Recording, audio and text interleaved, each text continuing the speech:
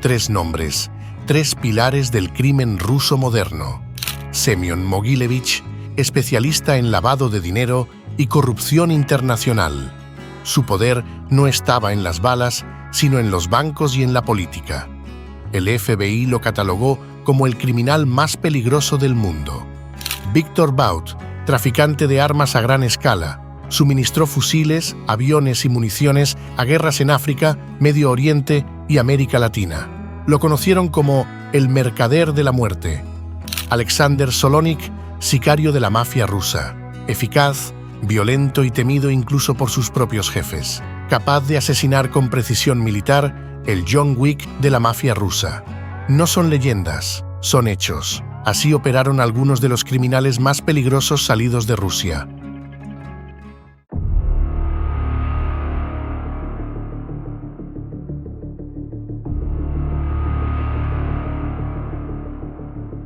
El 30 de junio de 1946, en la ciudad de Kiev, nacía Semyon Yudkovich Mogilevich. El barrio de Podil, donde creció, no ofrecía grandes oportunidades, pero sí le enseñó una verdad esencial. En tiempos de caos, la astucia y la falta de escrúpulos eran las mejores herramientas para ascender. La posguerra había dejado a la región en ruinas, con calles que olían a desesperación y hambre. Su familia, judía como muchas otras que habían sobrevivido a la devastación nazi y al régimen comunista por igual, entendía lo que era vivir con miedo y bajo la sombra de un poder que no perdonaba. Desde joven mostró una mente calculadora. Mientras sus compañeros de clase se entretenían con juegos inocentes, él aprendía el arte del engaño. No es de extrañar esta conducta. En aquellos tiempos, la Ucrania soviética era un hervidero de miseria y represión. A pesar del comunismo, el crimen organizado no era una sorpresa, sino una consecuencia inevitable. Los Vor-Bizakone, ladrones con un código de honor, se erigieron como la columna vertebral de este submundo. Eran criminales adornados con tatuajes que marcaban su lealtad a una estructura jerárquica tan rígida como las mismas instituciones que buscaban subvertir. Las cárceles soviéticas eran fábricas de estos señores del crimen. Allí, en medio de la brutalidad, florecían alianzas que transformaban a los prisioneros en líderes criminales. No había otra opción. Sobrevivir significaba unirse a ellos o ser aplastado. El Estado soviético, con su omnipresente vigilancia y su represión desmedida, paradójicamente, daba origen a su peor pesadilla, una red criminal imposible de contener. Aprovechando la corrupción rampante del Estado, los Vor se infiltraron en la vida cotidiana, convirtiéndose en los verdaderos distribuidores de bienes y servicios que el sistema oficial era incapaz de proporcionar. Aunque no se tiene evidencia de que Semyon haya pertenecido o colaborado con los Vor, se dice que pudo tener algún contacto con ellos durante la infancia, por las razones señaladas. Se graduó en Economía en la Universidad de Leópolis en 1968, a sus 22 años de edad, pero lo que realmente le interesaba no estaba en los libros de texto. Pronto encontró un nicho entre aquellos que deseaban escapar de la Unión Soviética. Judíos soviéticos ansiosos por emigrar confiaban en él para vender sus posesiones, creyendo que las ganancias les serían enviadas a sus nuevos hogares en Israel o Estados Unidos. Pero el dinero nunca llegaba. Nuestro protagonista lo acumulaba, construyendo así su primera fortuna sobre los sueños rotos de sus propios compatriotas. A finales de los años 70 ya había sido arrestado 2 veces por delitos de cambio de divisas. Cumplió 3 años en prisión la primera vez y 4 la segunda, pero esas condenas no hicieron más que fortalecer su determinación. Al salir, se dio cuenta de que el juego estaba apenas comenzando. En este momento, cuando la Unión Soviética se encontraba en plena crisis, los líderes de la Bratva, la mayor organización criminal de Rusia, notaron al joven Mogilevich. No solo era bueno estafando a los inocentes, también sabía cómo mover dinero sin dejar rastro. En medio de ese caos, se convirtió en el hombre que todos los pillos querían tener de su lado. La mafia rusa no fue la excepción. Su alianza se selló en el momento en que la economía colapsaba y las leyes se desmoronaban, dejando a los criminales como los verdaderos dueños de la situación. Semyon sabía que la protección de ese grupo delictivo No era gratuita, pero le daba acceso a recursos invaluables. Con su ayuda podía operar impunemente, incluso cuando las agencias de inteligencia de medio mundo ya lo tenían en la mira. Movía dinero a través de fronteras y sistemas financieros con una facilidad desconcertante. Lavaba millones y lo hacía tan discretamente que las autoridades apenas podían seguir su rastro. Los años 80 y 90 lo vieron expandir su imperio criminal. Mientras las economías de Europa Central y Oriental se tambaleaban, Mogilevich aprovechaba las fisuras del sistema.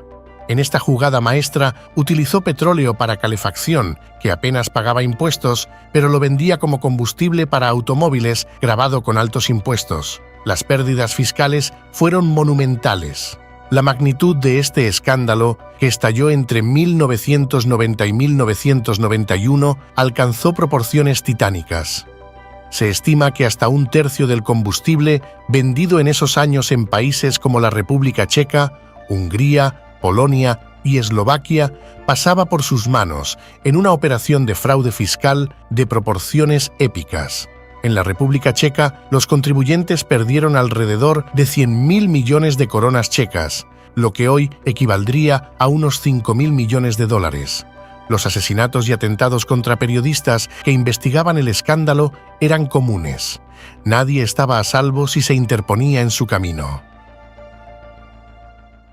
A principios de 1991 llegó a Hungría, un nuevo escenario que prometía oportunidades frescas para su ascenso en el inframundo criminal. Allí se casó con Katalin Papp, una húngara que le ofrecía algo más valioso que el amor, un pasaporte europeo y una apariencia respetable.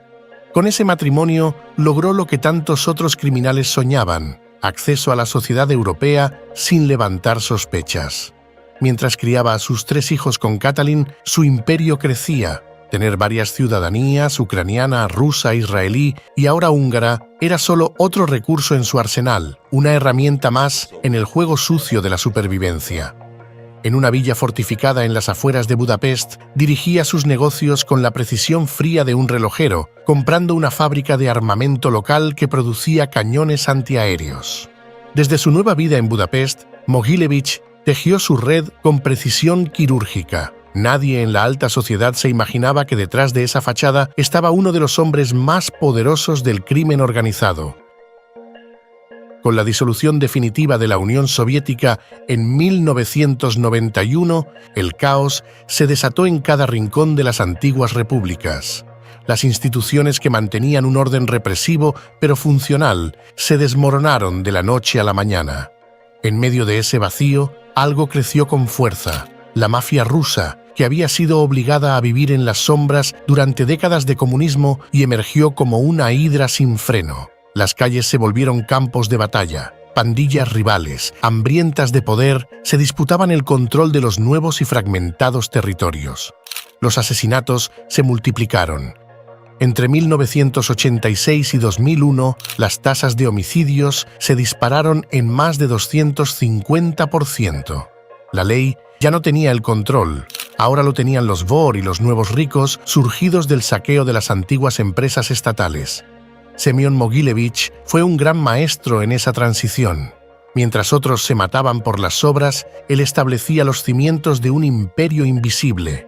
Tráfico de armas, drogas, fraudes financieros, todo estaba en su repertorio. Las fronteras caían como fichas de dominó y él, desde las sombras, jugaba con hilos que pocos podían ver. Con conexiones profundas en la burocracia corrupta de Rusia, moldeó un imperio criminal que atravesaba naciones y economías. Era solo cuestión de tiempo antes de que sus tentáculos se extendieran hacia nuevos horizontes y oportunidades de negocios turbios. En 1993 se fortaleció su asociación con algunas facciones de la Bratva, la mafia rusa. No sería un simple miembro, sino un socio estratégico. Juntos montaron un negocio de joyería aparentemente legal, pero que escondía una operación masiva de lavado de arte robado y antigüedades. En los pasillos oscuros de las subastas ilegales, las piezas desaparecían y volvían a aparecer bajo nuevos nombres, todo bajo la mano invisible de Mogilevich. En 1994, la influencia de Semyon alcanzó nuevos picos cuando su grupo tomó el control de Inkombank, uno de los bancos privados más grandes de Rusia. Este movimiento, realizado en la sombra en un acuerdo secreto con el presidente del banco, Vladimir Vinogradov, le dio acceso directo al sistema financiero mundial, permitiéndole lavar millones, mientras los gobiernos miraban hacia otro lado. Por otra parte, en mayo de 1995, Praga se convirtió en el escenario de un evento un poco incómodo para Semyon Mogilevich. En un restaurante propiedad del protagonista de esta historia, se celebraba el cumpleaños de uno de los subalternos del grupo Solntsevo, una de las facciones más grandes y poderosas dentro de la mafia rusa. La atmósfera estaba cargada de tensión. Allí estaban 200 personas, entre mafiosos y prostitutas, que se congregaban en una celebración que parecía más una reunión de buitres sobrevolando un cadáver. La policía checa, con información privilegiada, irrumpió en el lugar, deteniendo a todos los asistentes. 30 fueron expulsados del país de inmediato, pero la figura clave, Mogilevich, no estaba presente. Se rumoreaba que el grupo Solntsevo había planeado ejecutarlo durante la fiesta, todo por una disputa de $5 millones, pero él, como un fantasma, se había desvanecido antes de que los sicarios pudieran mover un dedo. Alguien, probablemente un alto mando de la policía checa en complicidad con otras facciones de la mafia rusa, le habían advertido del peligro inminente. Poco después, el Ministerio del Interior checo le impuso a Semyon una prohibición de entrada por 10 años. Por otro lado, Hungría, que alguna vez fue su refugio, lo declaró persona no grata, y el Reino Unido, en un movimiento que resonó en todo el mundo, le negó la entrada, etiquetándolo como uno de los hombres más peligrosos del mundo. Así, mientras sus enemigos y aliados se dispersaban, él se reafirmaba en su posición, recordando a todos que, en su mundo, estar un paso adelante podía ser la diferencia entre la vida y la muerte. Pero ese mismo año, el crimen organizado italiano, en su afán de expandir sus dominios más allá de las fronteras nacionales, encontró en él un socio ideal. La Camorra, con su sede en Nápoles, siempre había sido famosa por su implicación en el narcotráfico, extorsión y blanqueo de dinero. La alianza comenzó a tomar forma cuando Mogilevich y la Camorra, con su experiencia en el tráfico de drogas y armas, unieron fuerzas. En 1996, Salvatore De Falco, un personaje prominente dentro de la Camorra, emergió como su socio más cercano. Su relación no era meramente un acuerdo de negocios, era una fusión de criminalidades y pericias. Juntos trazaron una red internacional que abarcaba desde las calles de Nápoles hasta las sombras de Europa del Este.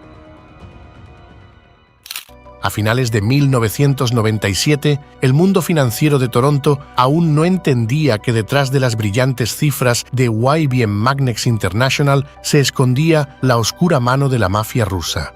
Era fácil dejarse deslumbrar por los números, por esas acciones que crecían especulativamente como el humo, llenando las carteras de los inversores con promesas vacías.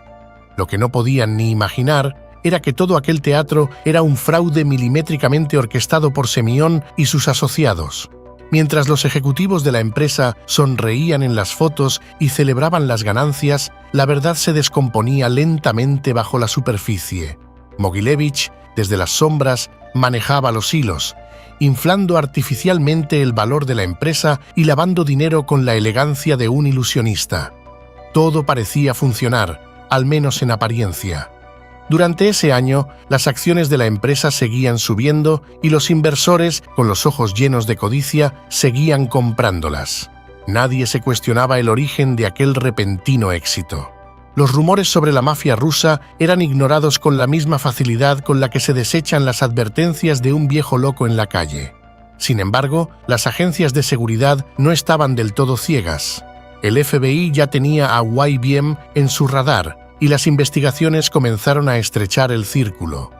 Los ecos de Sergei Mikhailov, otro peso pesado del crimen organizado, resonaban en las oficinas de IBM, susurrando secretos que los corredores de bolsa preferían no escuchar. En medio de reuniones en restaurantes caros y transacciones opacas, las piezas se iban moviendo y los agentes comenzaban a armar el rompecabezas de la estafa. El 13 de mayo de 1998, como una sombra que se cierne sobre una fiesta lujosa, docenas de agentes del FBI irrumpieron en las oficinas de la empresa en Newtown, Pensilvania. Aquellas acciones que habían sido valoradas en $1.000 millones se convirtieron en ceniza en cuestión de horas. Los ejecutivos fueron arrestados, los documentos confiscados y la mentira, expuesta a plena luz del día, se desmoronó ante las cámaras. Para los inversores, fue una tragedia financiera. Ver su fortuna evaporarse era más que una pérdida. Era un recordatorio brutal de que habían sido marionetas en el juego de un hombre cuya frialdad no conocía límites. Semyon, sin embargo, estaba lejos de aquellos titulares sensacionalistas y las entrevistas desesperadas. Para él, aquello no era más que una jugada fallida, un error calculado en el gran tablero de su vida. Lo que había sido construido en años de corrupción no iba a desmoronarse por el colapso de un grupo financiero, por muy grande que pareciera en la superficie. Casi al mismo tiempo, la colaboración entre Mogilevich y la camorra alcanzó su punto álgido con un escandaloso esquema de tráfico de drogas que vinculaba a Sudamérica con Europa. Heroína y cocaína, cargamentos que se movían con la fluidez de un río oculto y encontraban su destino en los mercados europeos. Utilizaba sus conexiones en el este para asegurar el tránsito y la distribución, mientras que De Falco se encargaba de las rutas establecidas en Italia. El trabajo conjunto de estas dos figuras resultaba en una operación tan eficaz como letal. Pero el negocio de las drogas no era el único producto de esta alianza. Los dos socios también se adentraron en el terreno del blanqueo de dinero, un arte en el que nuestro protagonista se destacaba. Utilizando empresas pantalla y negocios aparentemente legítimos, convertían los millones de dólares obtenidos del narcotráfico en activos legales. Los recursos fluyeron a través de complejas redes financieras, desdibujando los rastros del dinero ilícito y dejando tras de sí una estela de engaños y corrupción. La venta de armas, por su parte, completaba el círculo de sus empresas criminales. Con cada transacción de armamento, Mogilevich y la camorra no solo conseguían ingresos adicionales, sino que fortalecían sus operaciones internacionales de tráfico de drogas, garantizando así un flujo constante de narcóticos. Las armas y las drogas se entrelazaban en una espiral de criminalidad que hacía temblar a las agencias de seguridad internacional. Sin duda, el destino es caprichoso. Ese mismo año, cuando el nombre de Incobank se vio envuelto en un escándalo de lavado de dinero a través del Bank of New York, la trama de Mogilevich comenzó a desenredarse. $10.000 millones circulaban entre cuentas offshore y la sucursal de Chipre del banco, mientras el mundo apenas comenzaba a sospechar la magnitud del imperio que este hombre silencioso había construido. No obstante, las sospechas no bastan para derribar a alguien como él. Por este escándalo, el banco colapsó bajo el peso de las acusaciones de lavado de dinero. Pero para él, la caída de un banco no era más que una pequeña piedra en el camino. Él ya estaba acostumbrado a perder y recuperar, a ver instituciones caer mientras él seguía caminando firme y derecho, intocable. Sus lazos con la mafia húngara y su conexión con las tríadas chinas de Fujian y Zhejiang aseguraron que su imperio, aunque sacudido, permaneciera firme, demostrando que en su mundo la caída de un banco era solo una parte más del juego macabro que había perfeccionado. Pero ese mismo año, Mogilevich ya estaba en la mira del FBI. Sin embargo, a pesar de los múltiples intentos de atraparlo por tráfico de armas, prostitución y otros delitos, siempre lograba eludir la justicia. Se trataba de un hombre acostumbrado a moverse entre las sombras, sabía cómo esquivar cada bala. Otra tarea importante le aguardaba aquel acontecido año 98. Semyon estaba ideando un nuevo plan, uno que haría temblar incluso a aquellos que creían haberlo visto todo. Esta vez, no versaba sobre armas o dinero, sino sobre algo más oscuro y tóxico, literalmente. En Los Ángeles, uno de sus principales hombres se reunía con dos rusos provenientes de Nueva York, ambos vinculados a la familia criminal genovese. La propuesta sobre la mesa era tan descarnada como las almas de quienes la discutían. deshacerse de los desechos tóxicos estadounidenses en tierras donde la vida ya no tenía sentido. El lugar elegido para este macabro acuerdo no era otro que Chernóbil. El veneno industrial americano necesitaba un lugar para desaparecer, y qué mejor sitio que una tierra ya condenada por la radiación. Las sombras de Chernóbil ofrecían el escenario perfecto, un paisaje donde el horror ya había dejado su marca. No habría preguntas, no habría resistencia, solo se necesitarían algunos sobornos pagados a los encargados de la descontaminación. Así, los residuos tóxicos, cargados de sustancias que destruían todo lo que tocaban, serían enterrados bajo capas de corrupción y desesperanza en un lugar donde la tragedia ya formaba parte del paisaje. El FBI, siempre vigilante de los movimientos de Mogilevich, había captado las conversaciones a través de un informante infiltrado en su organización. Pero mientras los agentes intentaban reunir pruebas suficientes para actuar, el plan continuaba en marcha. En Nueva York, los rusos vinculados a la mafia de la familia Genovese aseguraban los contactos necesarios para que el acuerdo prosperara. Lo que para cualquier otra persona hubiera parecido una idea suicida, para ellos era solo otro día en la oficina. Nuestro protagonista no conocía límites. Los residuos que las empresas estadounidenses querían desaparecer serían su última mercancía. En lugar de armas o drogas, ahora trataba con veneno y residuos tóxicos. ¿Qué importaba? El beneficio estaba asegurado. La familia Genovese proporcionaba la infraestructura y los contactos necesarios en los Estados Unidos, mientras que él se encargaba de las conexiones con los oficiales corruptos en Ucrania y Rusia. Ambos lados obtenían su parte del botín, pero lo que ninguno de ellos consideraba era el daño colateral. El FBI seguía rastreando los pasos de Semyon y su red, pero detener el proceso no sería fácil.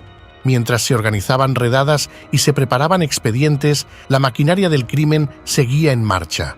Los pagos a los encargados de la descontaminación ya estaban siendo discutidos, y los residuos estadounidenses comenzaban su largo viaje hacia el corazón de Europa del Este, un lugar ya contaminado por la radiación y ahora destinado a ser el basurero del mundo occidental.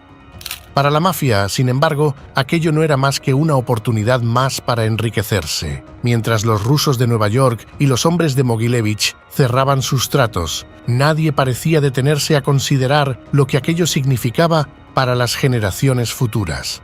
En 1999, Mogilevich dejó de viajar a Occidente. Prefería la seguridad que le brindaba un país donde el dinero compraba silencio y la corrupción era el aire que se respiraba.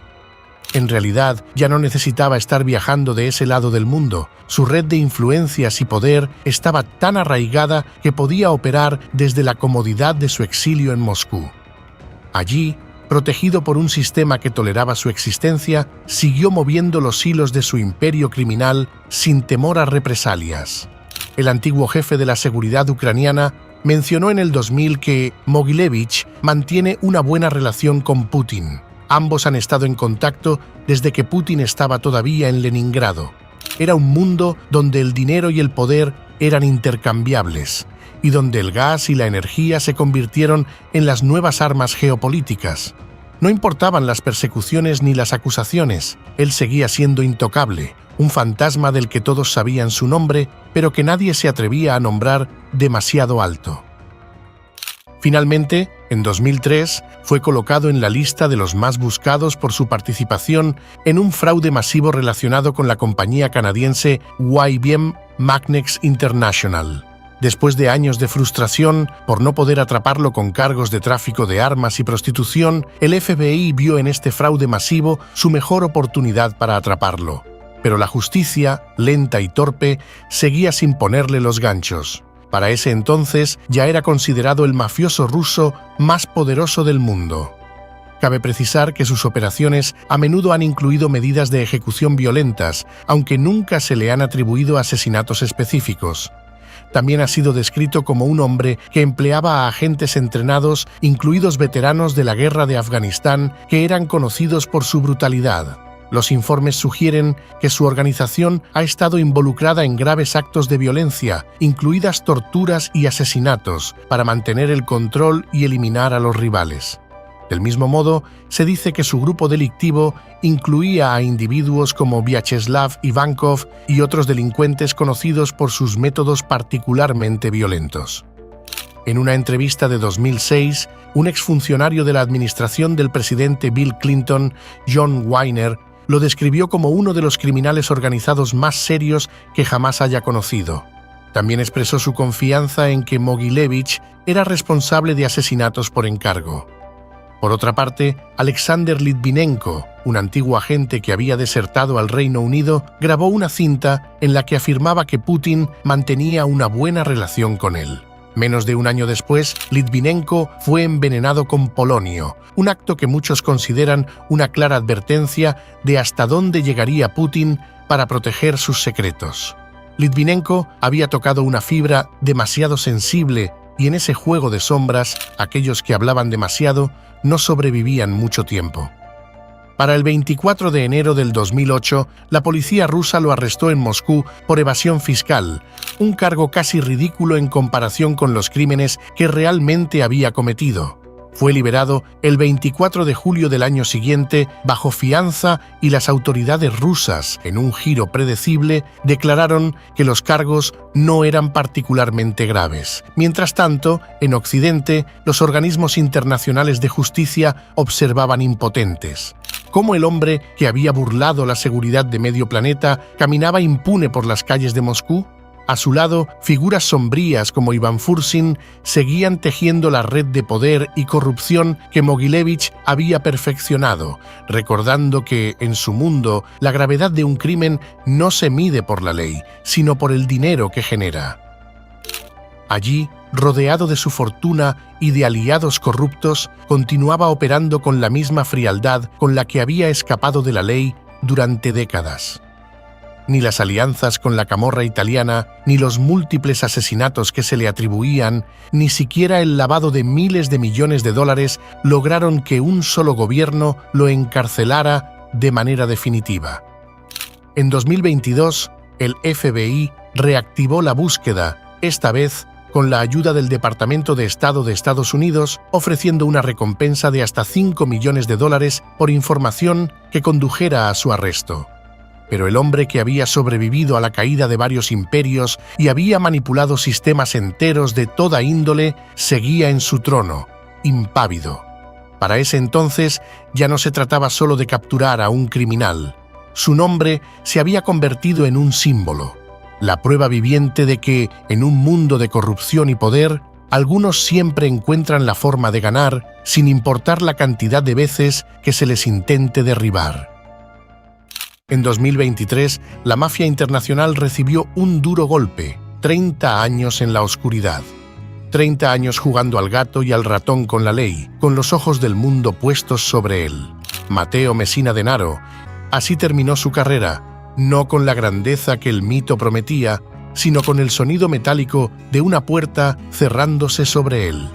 Pero no nos engañemos.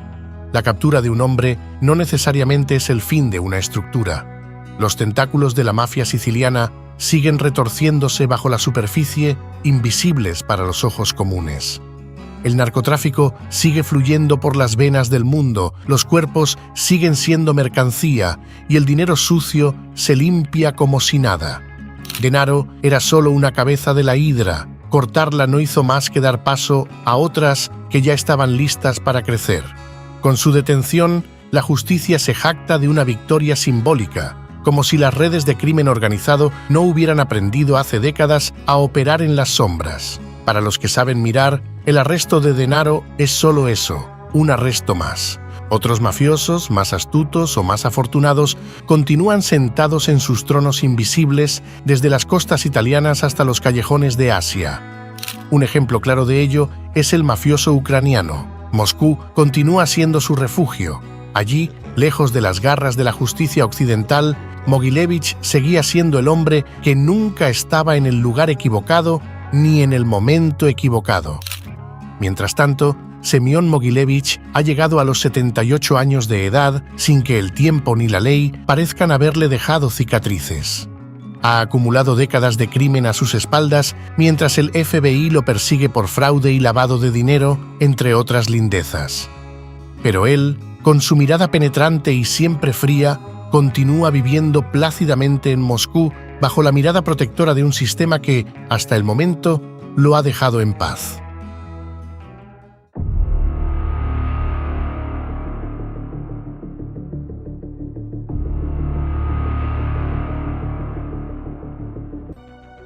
Víctor Anatolievich But nació el 13 de enero de 1967 en Dushanbe, una ciudad que, en ese entonces, era la capital de la República Socialista Soviética de Tayikistán.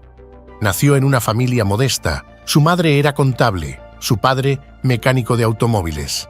Su madre, con su trabajo administrativo, y su padre, con su enfoque técnico, forjaron en él un sentido pragmático de la vida, uno que lo impulsó a entender que el valor no siempre reside en lo que es visible, sino en lo que se mueve sin ser visto.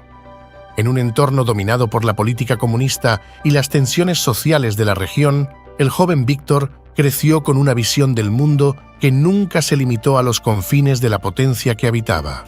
Aunque las fuentes son vagas respecto a los detalles de su relación familiar, hay algo que no se puede negar. Creció en un hogar de clase media, en un contexto donde la educación era funcional y práctica, pero no necesariamente ideológica. Desde temprana edad, su interés por los idiomas fue innegable. No se trataba solo de una curiosidad intelectual, sino de una herramienta que, sin saberlo, le serviría para construir su futuro. Asistió al club de Esperanto en Dushanbe, un lugar que en su época era el refugio de aquellos que aspiraban a una lengua universal, una ilusión de comunicación global que acabó reflejando la vasta red de vínculos y transacciones que tejería en su vida. Y es que, mientras otros memorizaban canciones de moda, él estudiaba varios idiomas, incluyendo inglés, francés, alemán, portugués, árabe y persa, todos ellos esenciales para las operaciones clandestinas que llevaría a cabo en las décadas siguientes.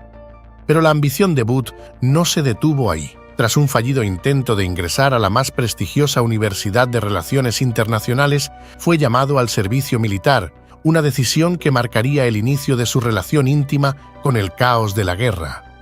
El ejército lo envió a Transcarpatia, un rincón que, aunque remoto, estaba impregnado de las tensiones geopolíticas de la Guerra Fría. A sus 20 años, al ser transferido a la reserva, ingresó en el Instituto Militar Bandera Roja del Ministerio de Defensa de la Unión Soviética, un lugar donde el espionaje y las intrigas eran tan comunes como los ejercicios físicos. Allí se formó como traductor radiooperador, un oficio que le abriría puertas a territorios más oscuros. Sirvió en el Regimiento de Aviación de Transporte Militar de Vitebsk, volando hacia Angola y Mozambique en misiones cuya naturaleza oficial apenas disfrazaba su verdadero propósito: armar y sostener a los aliados soviéticos en conflictos africanos. Fue en Mozambique donde, entre reuniones del partido Komsomol y noches cargadas de incertidumbre, conoció a Alla Vladimirovna Protasova, una figura destacada en el mundo de la moda y el diseño, y quien se convertiría en su esposa. Su nombre y su historia se entrelazaron con la de Víctor de una manera que pocos podrían haber anticipado. Posteriormente, con el inminente colapso del régimen soviético, But abandonó el ejército. No se sabe a ciencia cierta su rango, pero se ha dicho que pudo llegar a ser teniente o teniente mayor. Ciertamente, aquello sonaba como un paso al vacío que, para muchos, habría sido un riesgo insensato. Tras esta firme decisión, abrió su primera empresa y se convirtió en corredor de aviación. Y es que, con la caída del régimen comunista, una vasta cantidad de aviones y pertrechos quedó abandonada en los aeródromos de la antigua potencia, lo que le ofreció una oportunidad única. Inicialmente, el militar retirado adquirió 3 viejos aviones Antonov por $120.000, lo que marcó el inicio de su carrera empresarial en el transporte aéreo. Era un título elegante para un hombre que veía el mundo como un tablero de ajedrez y los aviones como las piezas con las que movería el poder de un lugar a otro. Con su nueva flota, se dedicó a realizar vuelos de larga distancia desde Moscú, utilizando estos robustos aviones para entregar mercancías en lugares remotos y peligrosos. Su habilidad para operar en condiciones adversas le permitió establecer nexos con diversos actores en regiones conflictivas. En 1992, partió hacia Sudáfrica, donde comenzó a tejer su red de transporte aéreo. Él no tardó en volverse indispensable. Las zonas grises entre la necesidad y la ilegalidad se estaban convirtiendo en su especialidad. Ese mismo año, comenzaría a suministrar armas a la Alianza del Norte afgana, un grupo que luchaba contra los talibanes. Esta relación no solo le proporcionó ingresos significativos, sino que estableció su reputación como un traficante capaz de cumplir con las demandas de los combatientes en medio del caos. Booth no solo se limitó a las armas. Su visión empresarial lo llevó a arrendar aviones a otras compañías para ocultar sus actividades ilegales y evitar ser rastreado. Esto le permitió operar con una red de empresas fachada que empleaba a cientos de personas y contaba con una flota considerable. A medida que avanzaba el año, se fue posicionando como un jugador clave en el mercado negro de arsenal, aprovechando la inestabilidad política y económica que caracterizaba a muchos países en vías de desarrollo. Sus primeros envíos a la Alianza del Norte sentaron las bases para futuras transacciones con otros grupos rebeldes y gobiernos inestables. Para el año siguiente, afirmaba haber establecido su residencia en los Emiratos Árabes Unidos, aunque nunca renunció a su ciudadanía de origen. Desde el aeropuerto de Sharjah, su aerolínea transportaba flores y enseres domésticos junto con carga militar que, al menos oficialmente, era legítima. Sin embargo, las cajas tapiadas que subían a sus aviones alimentaban rumores de diferente naturaleza. Con su flota de aviones, que ya incluía varios modelos Antonov, comenzó a realizar operaciones más ambiciosas y diversificadas. Víctor aparentemente tuvo una participación en la operación Devolver la Esperanza. Aquella fue una intervención militar liderada por Estados Unidos en Somalia, motivada por la grave crisis humanitaria que asolaba al país. Tras la caída del autócrata Mohamed Siad Barre, Somalia se sumió en el caos, con enfrentamientos entre clanes y señores de la guerra que resultaron en una hambruna devastadora. En ese contexto, Booth afirmó haber transportado a las fuerzas de paz belgas a Somalia. Él, siempre atento a las oportunidades, no solo facilitó el traslado de soldados, sino que aprovechó la situación para establecer conexiones y expandir su red de contactos en el ámbito militar. Su participación en esta misión humanitaria le otorgó una fachada respetable, mientras continuaba con sus actividades en el tráfico de armas en otras regiones del mundo. La demanda de semejantes objetos era alta para ese entonces y él estaba dispuesto a satisfacerla sin importar las consecuencias. Víctor y Ala tuvieron una hija, Elizabeth, nacida en 1994 en los Emiratos Árabes Unidos, un país que le daba confianza para tales fines. Durante este año, se destacó por su capacidad para realizar entregas de armamento a diversos grupos en conflicto. Su flota de aviones, que ahora incluía los Ilyushin, le permitió operar en condiciones difíciles y acceder a pistas de aterrizaje improvisadas en zonas de guerra. Comenzó a establecer relaciones más profundas con facciones rebeldes en África, incluyendo la guerrilla angoleña UNITA, y con gobiernos inestables que necesitaban pertrechos para mantener el control. También se dio cuenta de que podía maximizar sus ganancias al transportar mercancías legítimas en los vuelos de regreso, tras entregar previamente las otras provisiones. Esta estrategia le permitió diversificar sus ingresos y mantener su negocio a flote mientras seguía alimentando conflictos bélicos alrededor del mundo. No tuvieron que pasar demasiados meses para que se destacara por su participación en negociaciones cruciales para liberar a un grupo de rehenes rusos que habían sido secuestrados en Afganistán. Utilizando sus vínculos con líderes afganos, logró facilitar la liberación de la tripulación de un avión, permitiéndole fortalecer sus lazos con figuras influyentes en su país. Igualmente, abrió la sede de su aerolínea Air SES en la ciudad belga de Ostende, lo que le proporcionó acceso a los mercados europeos y la posibilidad de realizar operaciones de carga, incluido el suministro de armas a zonas de conflicto. Corría 1996 y él habría entregado cazas rusos a Malasia, un negocio tan discreto como lucrativo. En los medios comenzaron a aparecer acusaciones, nombres, países: Afganistán, Angola, Ruanda, Sierra Leona. Gobiernos y guerrillas de países bajo embargo internacional recibían dotaciones que, oficialmente, nunca debieron salir de Rusia. Los talibanes y Al-Qaeda aparecían como nombres inevitables en las listas de clientes. Desde que abrió Erciyes, operaba desde Bélgica, aunque las investigaciones sobre sus actividades lo obligaron a trasladarse nuevamente a los Emiratos Árabes Unidos. Desde allí dirigió Erciyes Liberia, una aerolínea que poseía más de 50 aviones dispersos por el mundo. No puede negarse, tenía el tráfico aéreo a sus pies. La compañía ocupó el segundo lugar después de Lufthansa en términos de tráfico desde Sharjah, lo que indica un crecimiento significativo en su negocio. También recibió un premio especial de la Zona Económica Libre por sus logros en el campo del transporte aéreo de carga. Al unísono, los informes del Consejo de Seguridad de la ONU, Amnistía Internacional y el Departamento de Estado de los Estados Unidos comenzaron a señalarlo como una figura central en el comercio ilegal de armas. Para el año siguiente, Víctor centró sus operaciones en Sudáfrica, donde adquirió un aeródromo en desuso. Tras comprarlo, comenzó a organizar operaciones de carga aérea, centrándose principalmente en la importación de pollos congelados de Europa a Sudáfrica. Esta empresa se convirtió en la principal fuente de ingresos de su nueva empresa sudafricana, que pronto pasó a ser conocida como Airpass. También comenzó a exportar diversos productos desde África, incluidos diamantes y café. No obstante, sus actividades no pasaron desapercibidas. Las autoridades sudafricanas comenzaron a interesarse por sus operaciones y pronto surgieron problemas con la concesión de licencias a su aerolínea. Él creía que estas acciones fueron resultado de la presión de Estados Unidos, que buscaba limitar su influencia, que ya para entonces era demasiado sospechosa. Después de perder su licencia, decidió trasladar su negocio. Se mudó nuevamente a los Emiratos Árabes Unidos.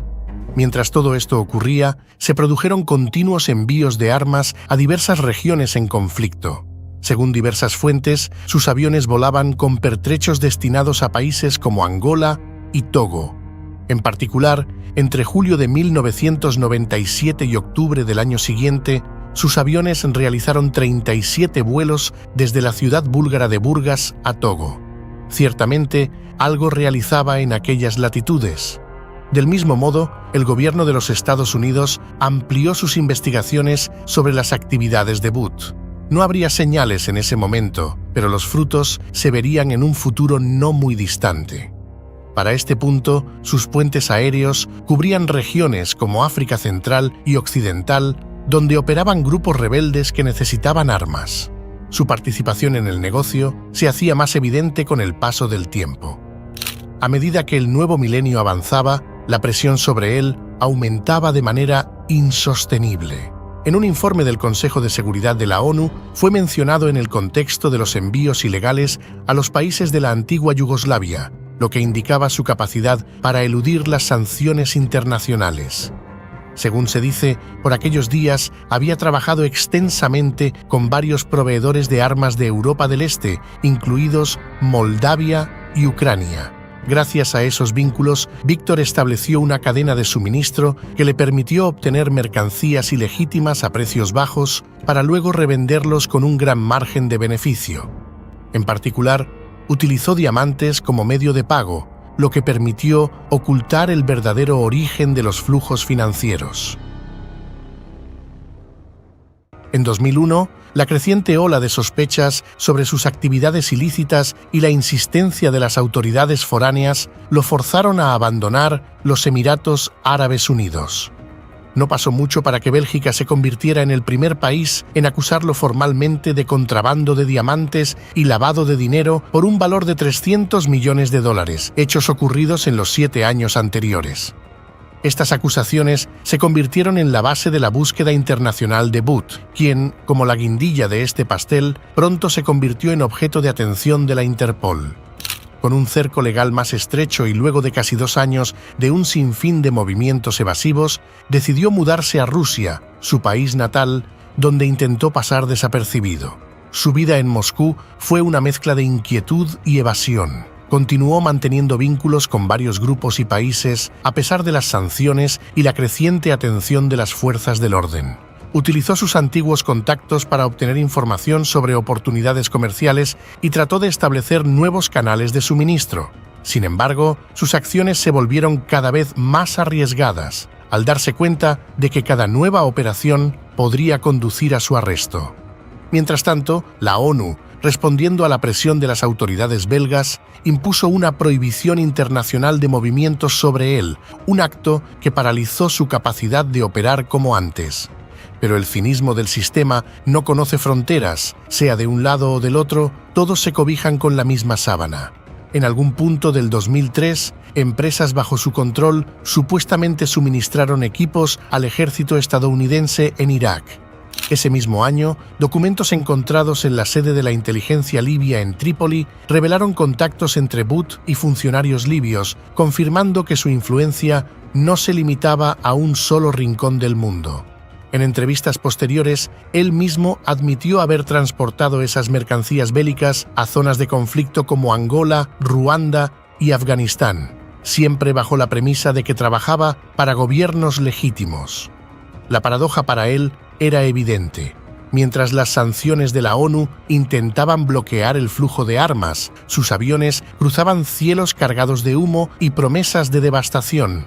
La investigación estadounidense se intensificó y en julio del año siguiente, el presidente George Bush incluyó a Víctor en una lista de sanciones, lo que significaba que sus bienes en Estados Unidos serían incautados. Estados Unidos lo acusaba de estar vinculado con el expresidente liberiano Charles Taylor, un hombre cuya guerra civil había dejado un rastro de sangre en África.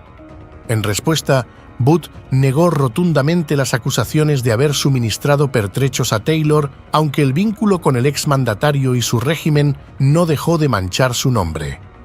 Tuvo que pasar un año más para que tanto Estados Unidos como la ONU exigieran la congelación de sus cuentas y de todas las empresas y personas asociadas con él. Las pérdidas que Víctor sufría eran abrumadoras. Calculaba que solamente la sanción de la ONU le había costado alrededor de $17 millones. En octubre de 2006, las acusaciones contra él se ampliaron, esta vez por suministrar arsenal a los participantes del conflicto en Kivu, en la República Democrática del Congo. En ese punto, Rusia ya no podía protegerlo de manera efectiva. Lo cierto es que el mercader de la muerte rara vez viajaba al extranjero y trataba de mantener un perfil bajo. Con todo ello, el año siguiente comenzó a cocinarse algo más concreto entre los círculos de poder y de seguridad de Washington. El asesor antiterrorista del presidente Bush, Juan Zárate, y agentes de la DEA idearon un plan para atraerlo fuera de Rusia y presentar cargos que permitirían que fuera juzgado en una jurisdicción estadounidense. La estrategia que idearon fue astuta. Agentes de la DEA, haciéndose pasar por miembros de las FARC, el grupo guerrillero colombiano involucrado en el narcotráfico, se pusieron en contacto con Andrew Smulyan, un socio suyo. La oferta era tentadora: comprar sistemas MANPADS, misiles portátiles de defensa aérea, con el objetivo de derribar helicópteros con soldados estadounidenses a bordo. Como era de esperar, aceptó la oferta y se mostró dispuesto a venderles todo lo que tanto deseaban. Después de un par de intentos frustrados para atraerlo a Rumanía, finalmente se decidió a viajar a Tailandia, un destino que consideró más seguro para hacer sus negocios. Así las cosas, el 6 de marzo de 2008, aterrizó en Bangkok, donde se reuniría con los supuestos compradores en un hotel. Lo que no sabía era que la DEA había preparado una operación conjunta con la policía tailandesa que lo detendría en ese mismo hotel. La operación fue un éxito rotundo para las autoridades extranjeras. El traficante perseguido fue arrestado en Bangkok en virtud de una orden emitida por un tribunal local, a petición de los Estados Unidos. El arresto del mercader de la muerte no solo representaba la captura de un hombre, sino también un golpe directo a una red que había estado operando durante años. El destino del mercader de la muerte estaba sellado. No solo había sido capturado, sino que al final sería juzgado en una jurisdicción extranjera, lejos de la protección que su país le había otorgado durante tanto tiempo. Finalmente, las autoridades tailandesas decidieron que debía ser entregado a los Estados Unidos. El 16 de noviembre, un pequeño avión Gulfstream despegó de Bangkok, llevándolo a su destino final en todo este cerco, Nueva York. En el avión, acompañado por 6 miembros de la DEA, emprendió un vuelo de más de 20 horas, un viaje que simbolizaba el cierre de una etapa en la que había sido el hombre más buscado del planeta en el negocio clandestino de armas.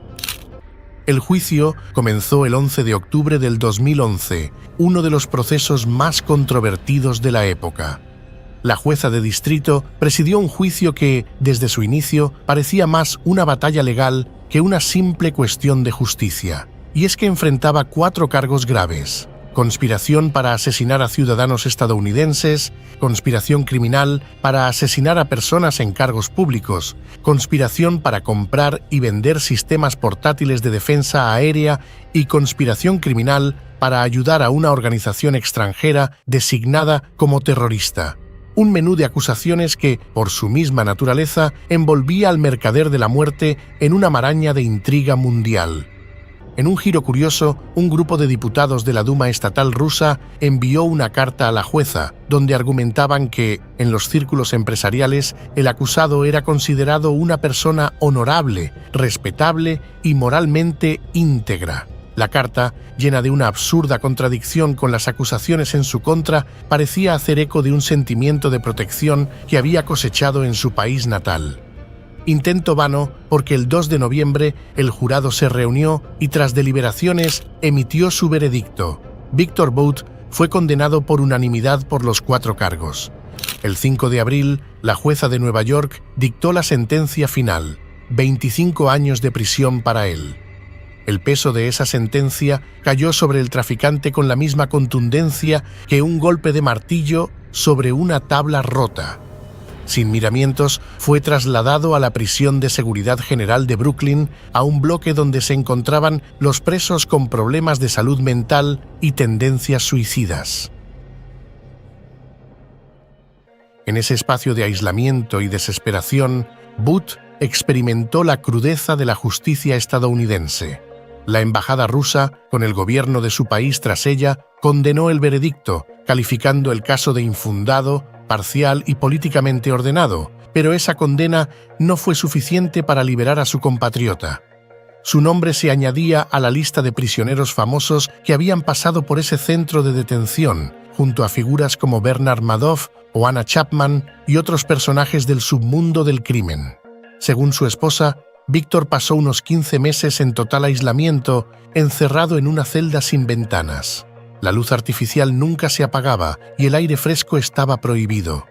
La celda, construida completamente de hormigón, solo contenía una cama, una mesa y una silla. No había visitas al aire libre, no había interacción humana más allá de los guardias. La vida que había conocido, llena de vuelos clandestinos y negocios oscuros, ahora se reducía a una rutina de soledad interminable. A pesar de la desesperación, Víctor nunca dejó de luchar. En julio del 2014, su esposa afirmó que él pasaba su tiempo en prisión haciendo yoga, leyendo, estudiando idiomas y escuchando canciones soviéticas. Pero en septiembre del 2019, el destino de este personaje volvió a ser un tema candente en las mesas de negociación internacionales. La noticia salió a la luz como un destello fugaz en los titulares. Las autoridades rusas habían propuesto intercambiarlo por 15 ciudadanos estadounidenses que estaban cumpliendo condena en Rusia. La respuesta estadounidense, que no se hizo esperar, fue igualmente cínica y pragmática.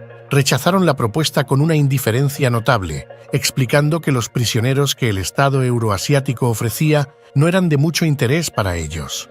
Pero como dicen por allí, la guerra no se acaba hasta que se acaba. El 27 de julio del 2022, Anthony Blinken, jefe del Departamento de Estado estadounidense, anunció su intención de discutir en una conversación telefónica con el ministro de Asuntos Exteriores ruso, Sergei Lavrov, la posibilidad de intercambiar a Víctor por el acusado de espionaje, Paul Whelan, y Brittney Griner, la jugadora de baloncesto que había sido condenada por tráfico de drogas.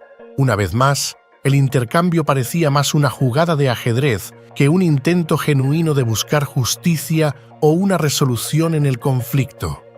El intercambio finalmente ocurrió el 8 de diciembre, cuando regresó a su país después de haber pasado años en las oscuras celdas de las prisiones estadounidenses. El acuerdo se selló en el aeropuerto de Abu Dhabi, donde se produjo el intercambio de prisioneros entre Booth y Greiner. A los ojos del mundo, fue un acuerdo inesperado, pero políticamente necesario.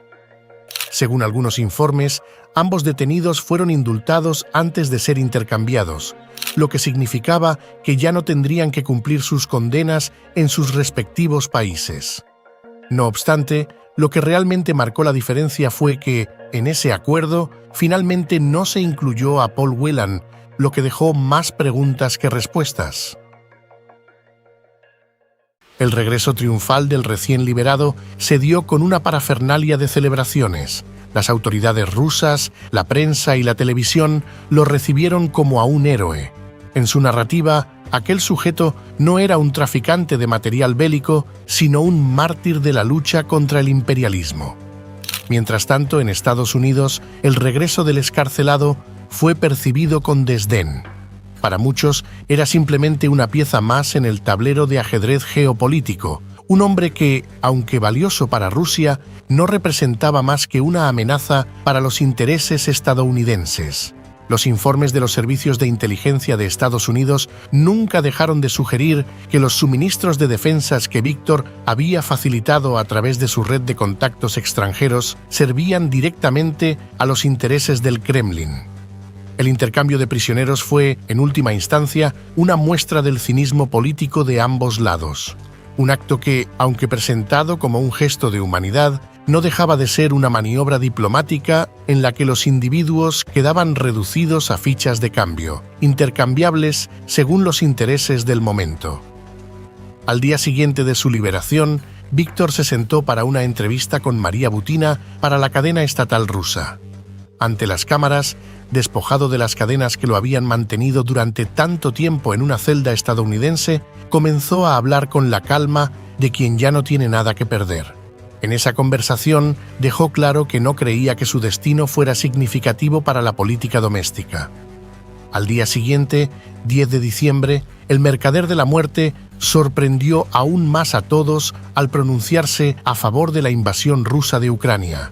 Admitió sin equívocos que si hubiera tenido las habilidades y la oportunidad, se habría ofrecido como voluntario para participar en el conflicto. Tan solo 2 días después, Leonid Slutsky, presidente del Partido Liberal Democrático de Rusia, anunció que Víctor había recibido una tarjeta para ser miembro del partido. La noticia fue recibida como una maniobra política, una forma de vincular a un hombre como Booth, con su pasado oscuro de tráfico de armas y vínculos cuestionables, a un partido que siempre se había posicionado como el brazo duro del Kremlin en cuestiones de seguridad nacional. Para 2025, Víctor Booth tiene 57 años.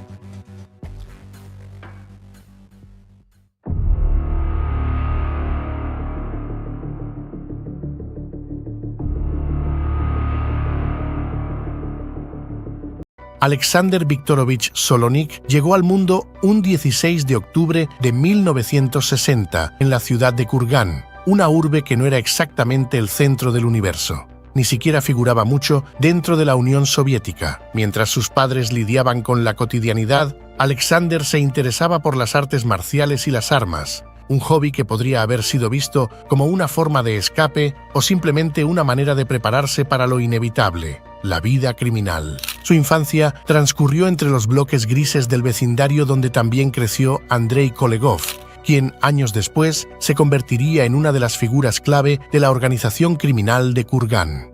La amistad entre Alexander y Andrei se forjó en esos días de juegos y secretos como una semilla que germinaría en un terreno oscuro.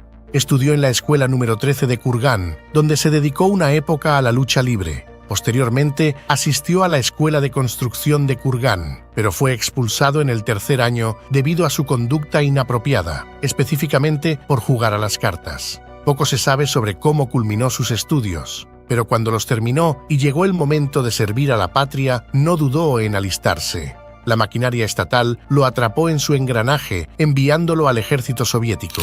Ahí estaba él, con su uniforme y su mirada desafiante, listo para convertirse en un soldado del régimen. Su paso por el ejército fue una mezcla de disciplina y diversión. Aprender a manejar un tanque y disparar armas letales mientras se preguntaba si alguna vez podría usar esas habilidades para algo más emocionante que hacer marchas.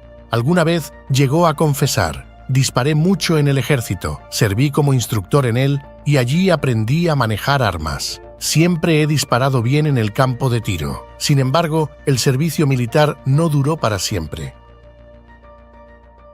Antes de continuar, quiero presentarles un canal hermano llamado Historias sin Tiempo.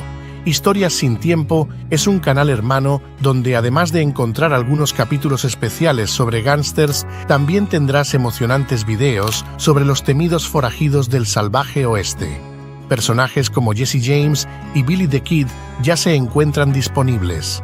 Si los forajidos del viejo oeste son un tema que también les apasiona, visiten Historias sin Tiempo, suscríbanse y déjenles un gran comentario de parte de la familia de Cruzada Hostil. En la descripción de este video les dejo el enlace para llegar a su canal. Después de unos años, Solonik regresó a casa como un joven lleno de sueños y ambiciones, y también con una pizca de locura. La vida civil le esperaba con los brazos abiertos, pero él decidió que la policía era el siguiente paso lógico. ¿Por qué no? Después de todo, ser patrullero sonaba mucho más emocionante que ser un civil común. Pero la rutina policial resultó ser menos glamorosa de lo que había imaginado. En solo 6 meses fue expulsado por comportamientos que desacreditaban su posición. Quizá sus compañeros no apreciaban su estilo agresivo o tal vez tenía una forma peculiar de resolver conflictos.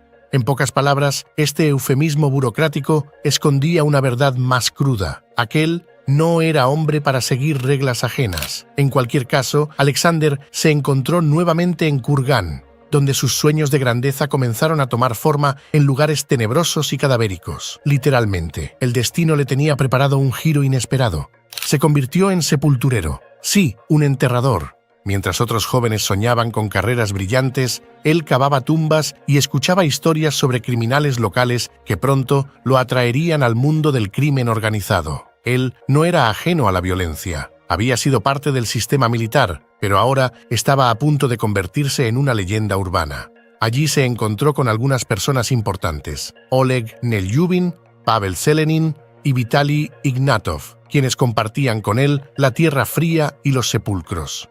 Y es que dentro de unos años se convertirían en líderes de la organización criminal de Kurgán, y Alexander, sin saberlo aún, ya era parte de ese tejido.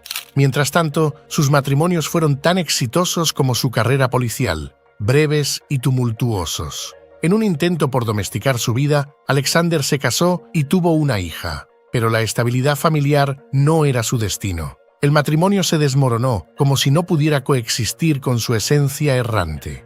Poco después, volvió a intentarlo con otra mujer, con quien tuvo otro hijo. Al igual que su matrimonio anterior, no funcionó, pero eso no le detuvo. Al contrario, lo impulsó a buscar algo más emocionante que la rutina diaria. En 1987, un nuevo capítulo se abrió con un estruendo. Era un hombre que, tras haber formado parte de 2 cuerpos de seguridad del Estado, se encontraba ahora en el banquillo de los acusados, enfrentándose a una acusación sumamente dura: haber ultrajado a varias mujeres, y no verbalmente, sino en algo más turbio. Según la acusación, en los últimos 4 años se habría propasado con más de 50 mujeres, aunque solo 4 de ellas testificaron.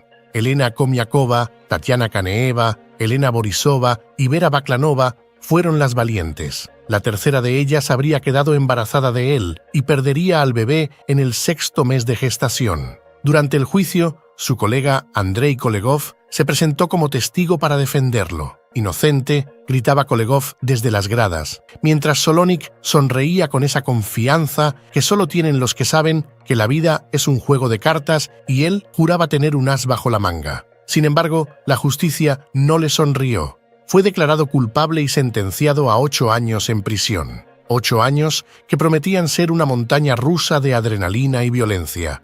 Antes de ingresar en prisión, Alexander organizó una despedida con su esposa. Durante la reunión, en un acto de audaz y desesperación, saltó desde el segundo piso del edificio y escapó. Recorrió casi 200 kilómetros hacia el norte, pero la libertad fue breve.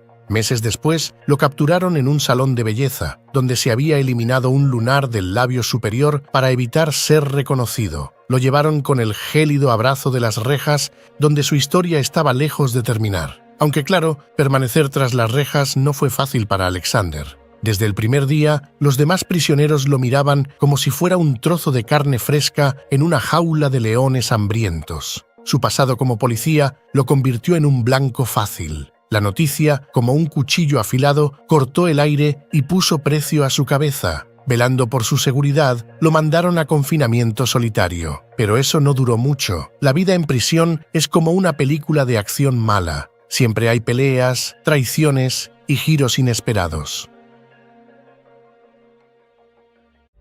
Fue rápidamente trasladado a la población general, donde rápidamente se hizo famoso por su habilidad para defenderse. Una vez se enfrentó a una situación extrema cuando fue marcado para morir por otros reclusos. Como si se tratase de una película de ninjas, se encontró rodeado por un grupo de hasta 12 hombres que intentaban atacarlo. La leyenda cuenta que recibió inesperadamente un golpe seco en la nuca con una pala. Los acosadores no paraban de reír, con la víctima tirada en el piso. Estaba adolorido, pero en lugar de ceder al pánico o rendirse, Solonik se convirtió en un torbellino de furia y habilidad.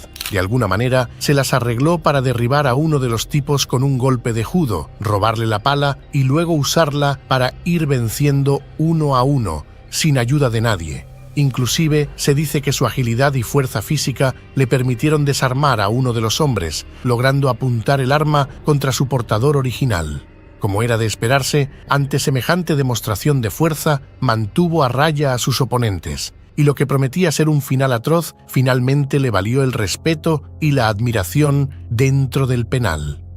A partir de ese momento, comenzó a ejercitarse sin descanso, levantaba pesas y hacía cardio. También mató el tiempo estudiando idiomas y literatura. En parte, hacía ambas cosas porque era lo que tenía permitido. Pero un día cualquiera, mientras disfrutaba de una visita con su esposa, que para él era como una especie de último suspiro de libertad, decidió que ya había tenido suficiente de las rejas y se dio a la fuga. Los oficiales no sabían si reír o llorar. Habían perdido a un hombre convertido en gladiador justo bajo sus narices. En ese entonces, la Unión Soviética era como un automóvil viejo y destartalado, lleno de óxido y con el motor a punto de estallar. Lo menos que podía suceder con ella era el colapso total, lo cual terminó ocurriendo.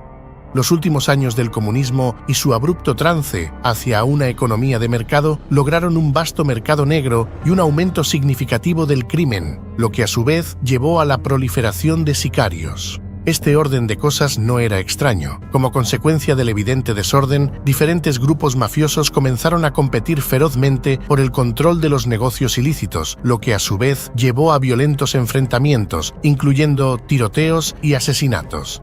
Para ese entonces, se podía contratar a un asesino por tan solo 5.000 rublos, casi $100 americanos, aunque el precio podía ascender a cientos de miles o incluso millones para objetivos más difíciles de eliminar. Los más desesperados aceptaban de los encargos menos costosos. Así, la guerra interna en la mafia rusa se extendió principalmente durante casi toda la década. Se estima que este periodo estuvo marcado por más de 1.400 asesinatos anuales solo en Moscú, relacionados con disputas entre bandas. Con ese telón de fondo, regresó a su ciudad natal, donde el mundo criminal lo esperaba con los brazos abiertos. Allí, bajo la tutela de la incipiente organización criminal de la ciudad, comenzó su metamorfosis en un asesino a sueldo. Curiosamente, ese grupo estaba conformado mayoritariamente por antiguos deportistas. La crisis de la época impedía que el deporte fuera suficiente para llenar sus estómagos.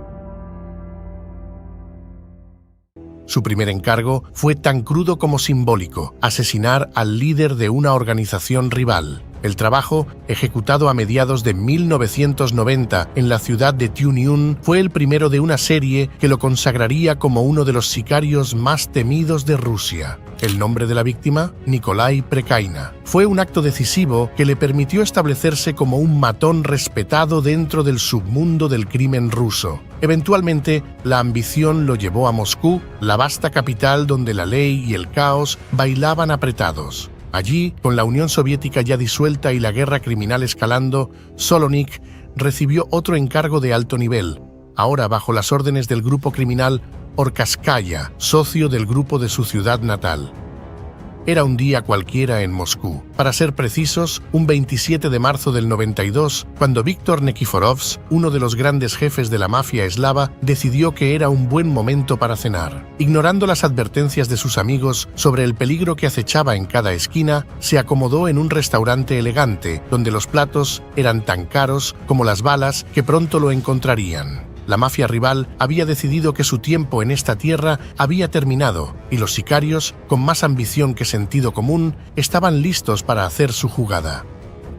Mientras Nikiforovs disfrutaba de su comida, un grupo de matones entró al lugar como si fueran los protagonistas de una película de acción. Sin necesidad de una escena de introducción, abrieron fuego. Las balas volaron como si fueran fuegos artificiales en plena celebración del Año Nuevo. Nikiforovs, quien había sido el rey de la infamia, se convirtió en una víctima más en el juego mortal del ajedrez criminal.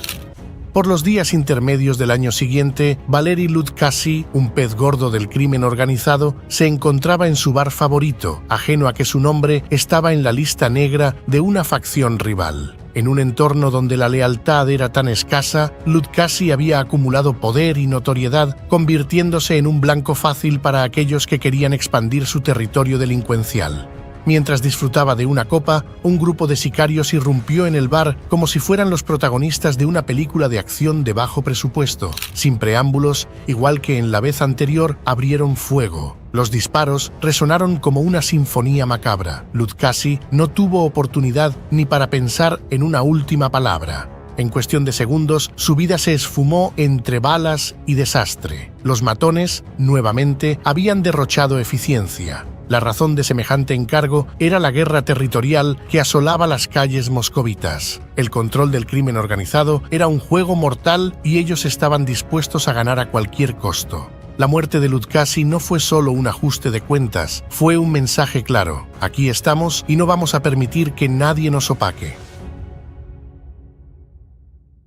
Un 5 de abril de 1994, Otarik Vantrishvili, el rey de la mafia georgiana y un amante de los baños turcos, encontró su final justo al salir de su ritual semanal. Un francotirador, con más puntería que compasión, le dio el adiós definitivo. Si bien no se sabe el nombre del asesino, los rumores empezaron a surgir como hongos en la humedad. Entre los cuchicheos más jugosos, el nombre de Alexander Solonik brillaba con fuerza. Se decía que había intentado extorsionar a Vantrishvili, pero el jefe georgiano no estaba dispuesto a soltar ni un rublo. La venganza es un plato que se sirve frío y el sicario tenía una receta muy particular.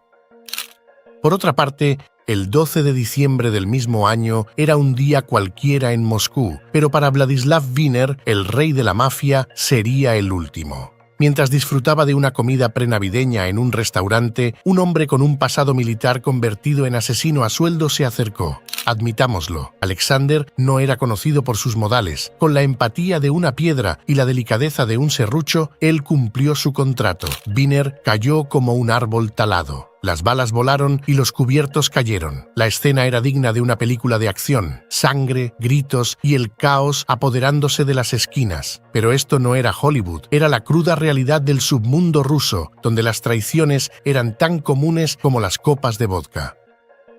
Era un día cualquiera en Moscú. Solonik se encontraba allí, disfrutando de un trago en un mercadillo y de la despreocupación que le otorgaba su fama.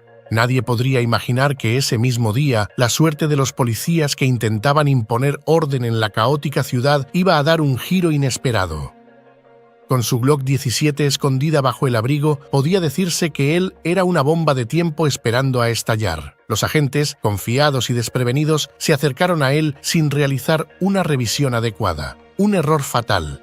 En un abrir y cerrar de ojos, el hombre que había hecho temblar a la mafia y a las fuerzas del orden por igual se convirtió en el protagonista de una escena digna de una película de acción. Disparos resonaron en el aire. 3 policías cayeron heridos mientras él se abría paso entre ellos como si estuviera en medio del juego de las escondidillas. La adrenalina corría por sus venas mientras disparaba a 2 más en su camino hacia la libertad. Pero incluso los más astutos tienen su día malo, y no tardó en ser acorralado. Durante el proceso, le dispararon en un riñón. Mientras fue atendido en un hospital cercano, confesó algunos de sus asesinatos. Fue enviado a Matroskaya Tishina, una prisión que era más una leyenda que un lugar. Nuevamente, se vio obligado a luchar por subsistir, enfrentándose a aquellos que querían hacerle pagar por su pasado. Pero Alexander no era alguien que se dejara vencer tan fácilmente. Después de varios meses de encierro y peleas, con la ayuda de Sergei Menshikov, un carcelero corrupto o un probable agente encubierto de la mafia, encontró la manera de escapar a mediados de 1995. La escena fue de lo más pintoresca. Un maniquí bajo las sábanas para engañar a los guardias mientras él descendía por la pared del penal como si fuera un héroe de acción en busca de venganza. La libertad lo abrazó nuevamente, pero no sin dejar una estela de violencia tras de él. Esta vez, su fuga fue más desesperada. Simplemente no había vuelta atrás. Rusia ya no era segura para él. Su cara aparecía en todas las portadas y sus hazañas eran narradas con intriga y asombro por las calles.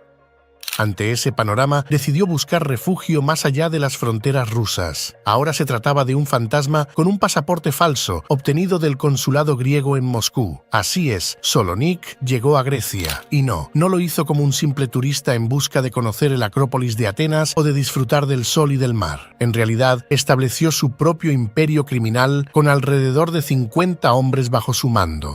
Había llegado la hora de poner en práctica lo que aprendió en el ejército y la policía. Juntos formaron una organización que no solo se dedicaba al tráfico de drogas, sino que también ofrecía servicios de asesinato por encargo. Su red se extendía desde San Petersburgo hasta Roma, conectando a delincuentes de toda Europa en un juego mortal donde él era el protagonista. Compró varias villas en los suburbios y convirtió esos lugares en fortalezas fortificadas donde la mafia podía operar sin temor a ser molestada por las autoridades griegas o rusas. Pero no solo eso, también pasó por el quirófano para cambiar su apariencia. Después de todo, ser un pillo es duro y siempre hay alguien buscando venganza o justicia. ¿Por qué no jugar al escondite con la ley? La vida en Grecia le ofrecía un respiro temporal, un escenario perfecto para llevar a cabo sus operaciones sin la constante presión del FSB ruso. Como si no fuera eso suficiente, cualquier mujer no podía ser su amante. Él solo quería a las mises y supermodelos. Una de las más famosas habría sido Svetlana Kotova, modelo de ropa. Su reputación creció hasta convertirse casi en una leyenda urbana. Ya era el superasesino que había burlado a la muerte más veces de las que uno podría contar. Una versión alternativa sugiere que las autoridades griegas estaban completamente al tanto de su estadía dentro de sus fronteras. Y es que un tal Vladimir Kesov aparentemente había sido reclutado por la contrainteligencia griega como informante. Para ellos, este bandido era una valiosa fuente de información sobre los grupos criminales rusos que pululaban en Grecia como si fueran turistas en verano. Según se comenta, Kesov fue una identidad falsa que habría asumido Solonik. Esto ayudaría a explicar por qué fue tan bien recibido y poco perseguido en el país mediterráneo. ¿Y cómo negarlo? Parte de su fama se debía al mito. Infundada o no, era una suerte de estrella mafiosa. Por aquellos días, se decía que él no solo mataba, sino que lo hacía con estilo. Sus métodos eran tan audaces que parecía estar protagonizando una película de acción donde él era el héroe y los demás eran solo personajes secundarios destinados a desaparecer. Sin embargo, la actividad delictiva no es un paseo por el parque. Pronto se vio envuelto en una serie de incidentes violentos que harían temblar a cualquier persona normal. Los asesinatos eran su pan diario. Orquestaba emboscadas y eliminaciones con la precisión de un director de orquesta. Muchos hombres importantes cayeron de las formas más rocambolescas por sus propias manos. Cada golpe era una sinfonía macabra compuesta por disparos y gritos ahogados, vehículos acribillados, persecuciones, francotiradores, calles cerradas, forenses en la escena del crimen, maletas llenas de dólares, todo un espectáculo dantesco. A la par, sus villas se convirtieron en arsenales. Todo aquello empezaba a llamar mucho la atención, incluyendo a varios empresarios de dudosa honorabilidad que no veían con buenos ojos su desarrollo personal. Era todo un imperio del terror que disfrutaría por poco tiempo. El 14 de octubre del 96, en un rincón del vestíbulo del Hotel Mekzdunneronaya, Solonik aguardaba como un gato acechando a su presa. Su objetivo, Andrei Lukashov, un empresario de San Petersburgo que llegó a la ciudad para cerrar unos negocios. Para emprender su jugada, el asesino recibió la señal de su cómplice Nesterov. La escena era casi teatral. Un Volkswagen Passat se detuvo y la víctima, acompañado de su esposa, se dirigió hacia la tienda Ital Moda. En un instante, la tranquilidad se vio interrumpida por el estruendo del rifle Kalashnikov y Lukashov cayó como un muñeco de trapo, dejando atrás las ilusiones de grandeza. Los médicos llegaron tarde y el empresario fue declarado muerto al llegar al hospital.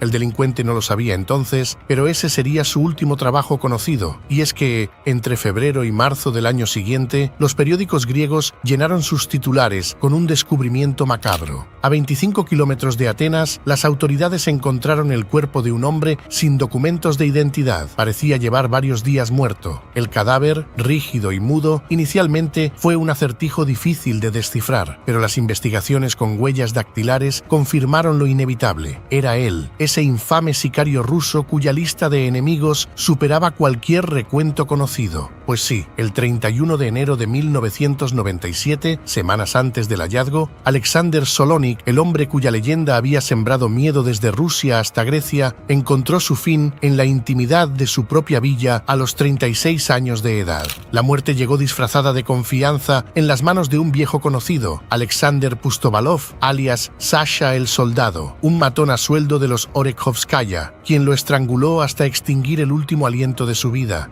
El mismo hombre que había sido parte de su círculo se convirtió en su verdugo. La muerte de Solonik no fue un cierre, sino un detonante. Las villas que había utilizado como centros de operación en los suburbios de Atenas fueron allanadas por las autoridades. En ellas, la policía encontró un arsenal que hablaba de planes no concluidos, armas, municiones y la estela de un trabajo pendiente en Italia. Una última misión, un último encargo que nunca llegaría a cumplirse.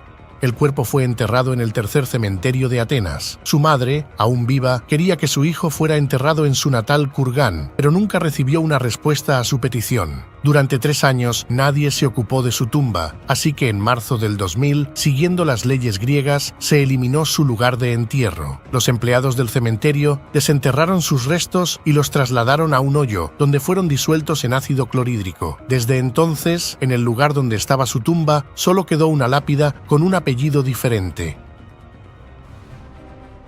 No deberías perderte la gran maratón de asesinos de la mafia, hombres que no solo mataron para sus organizaciones, sino que lo hicieron con sevicia.